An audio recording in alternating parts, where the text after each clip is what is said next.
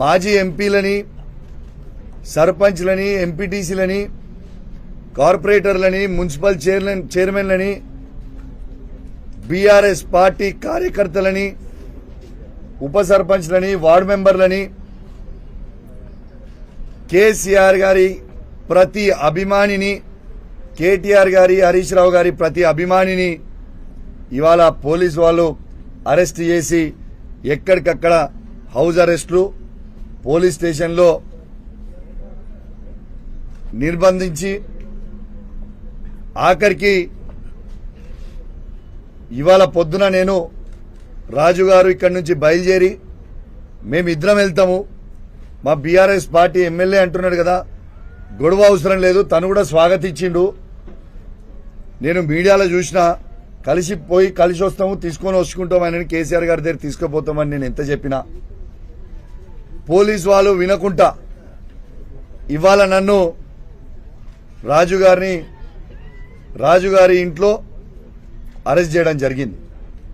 నేను ఒకటే అడుగుతా ఉన్నాను, మరియు నిన్న పోలీసు వాళ్ళు దగ్గర ఉండి గాంధీ గారికి ఎస్కాట్ ఇచ్చి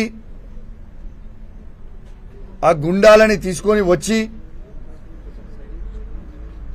నన్ను సంపించే ప్రయత్నము నిన్న చేసిరు కదా,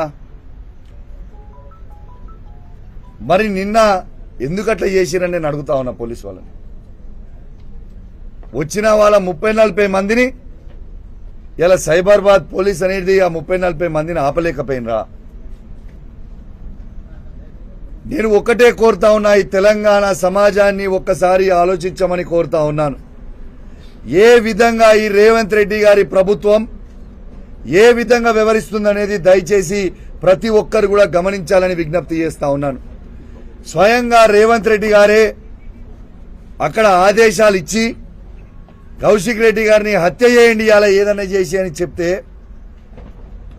ఇలా ఒక ఎమ్మెల్యేకే ఈ తెలంగాణ రాష్ట్రంలో రక్షణ లేనప్పుడు సామాన్య ప్రజల పరిస్థితి ఏంది అని చెప్పి నేను అడుగుతా ఉన్నాను. దీనికి జవాబు చెప్పాల్సిన అవసరం ఉంది తెలంగాణ సమాజానికి. నేను ఒక్కటే అడుగుతున్నా, దీనికి సమాధానం చెప్పండి రేవంత్ రెడ్డి గారు. మీరే ముఖ్యమంత్రి, మీరే హోమ్ మినిస్టరు, మరి మీ ప్రభుత్వంలో మీరు మొన్న కోట్లాది రూపాయలు ఇచ్చి జాయిన్ చేసుకున్న